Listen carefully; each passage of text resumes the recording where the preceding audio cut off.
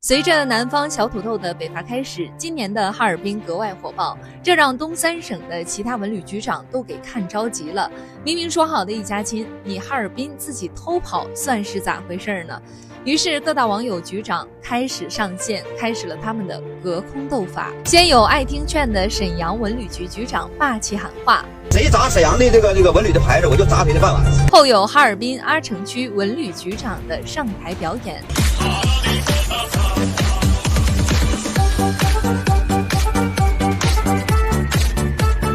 这可把吉林急坏了，好在有各路博主为吉林发声，这才挽回了一点分数。然而就在大多数人都去参观冰雪大世界，体验东北文化时，却有另一批人来到了一所院校内，看着馆内的陈列，寂静无声。这所院校就是哈尔滨工程大学，也是哈尔滨人尽皆知的哈军工。作为我国第一所高等军事工程技术院校，建校13年里走出了150位将军，甚至在第一次开学典礼上，还让周总理、朱德、贺龙等多位领导人莅临题词，更是在1960年拆分后衍生出了6所知名大学。然而，就是这么一所知名的学校，最后却要面临拆分的命运，这是为什么呢？一切要从抗美援朝时期说起。在抗美援朝时期，我军虽然取得了最后的胜利，但也为此付出了惨痛的代价。由于敌我装备差距悬殊，许多志愿军牺牲在了美军的枪口之下，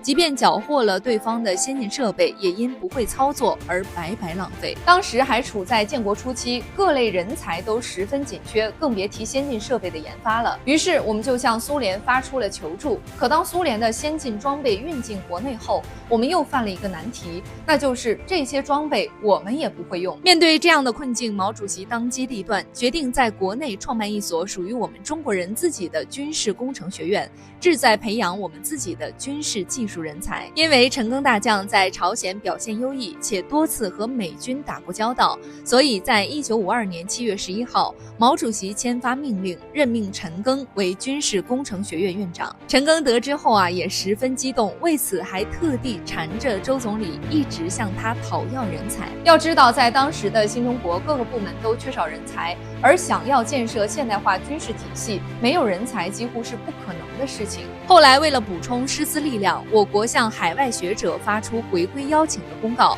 并特地向苏联高薪借来了300名专家。可就当一切有条不紊地进行时，一名从美国归来的学者却一语惊醒了陈赓。1955年，钱学森突破美国封锁，从海外回归。陈赓得知这个消息后，立马前去迎接，邀请钱学森参观他这所学校，并希望钱老能多提意见。因为钱学森是世界知名的火箭专家，相比于国内的一些专家，钱老的意见应该更有针对性。后来在参观完学校后的宴席上，陈赓问起了钱老今天的感受，钱学森对此则表示，学校的一切都很不错，但还是有一个问题，那就是外国人太多，我们中国人太少了。这一句话直接惊醒了陈赓。虽然陈赓此前也想过发展我们自己的军工人才，但碍于起步实在太过落后，所以才会想到去苏联请专家。但随着钱老的回归，在他的领导和号召下，